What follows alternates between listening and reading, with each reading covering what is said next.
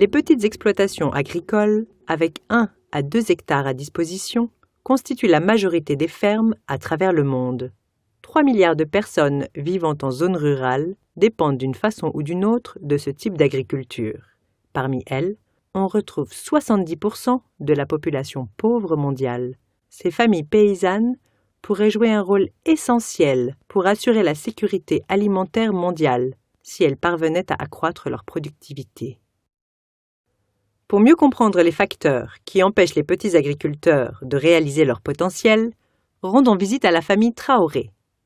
Fatoumata et Sédou vivent avec leurs 3 enfants, Awa, Issa et Boubacar, dans un petit village d'Afrique de l'Ouest. La journée des Traoré commence tôt.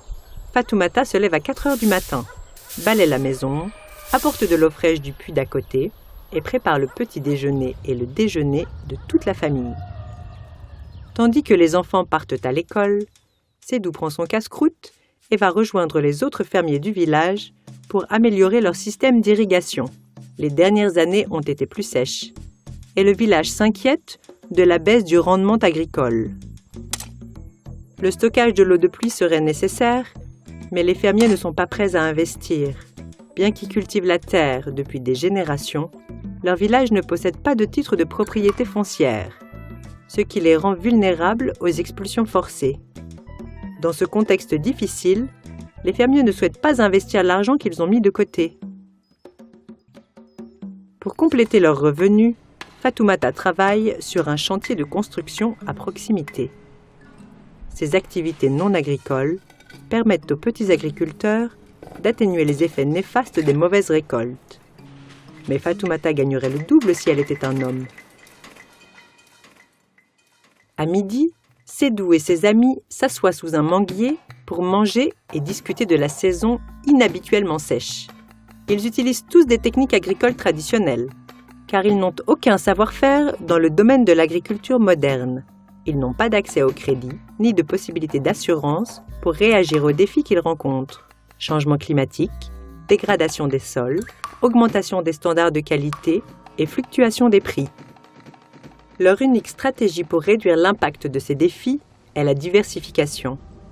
Ils font pousser une grande variété de céréales sous leurs arbres fruitiers et élèvent tous du bétail. Les céréales sont souvent des variétés traditionnelles associées à leurs habitudes alimentaires et qui sont potentiellement résistantes aux maladies et aux changements climatiques. Awa, Issa et Boubacar ont de la chance. Leurs parents attachent beaucoup d'importance à leur éducation et peuvent encore se permettre d'envoyer leurs enfants à l'école, y compris leurs filles. Après l'école, les 3 enfants doivent aider à la maison. Awa réchauffe le déjeuner de ses frères et aide sa mère à préparer le dîner. Issa et Boubacar donnent du fourrage à la chèvre avant de courir jouer au foot avec leurs copains. Leur grand-mère contribue, elle aussi, aux revenus de la famille en allant vendre les produits de leur ferme au marché local. C'est une vendeuse de talent. Elle utilise son savoir en recettes et remèdes traditionnels pour vendre les denrées. La construction de la nouvelle route donne de l'espoir aux Traoré.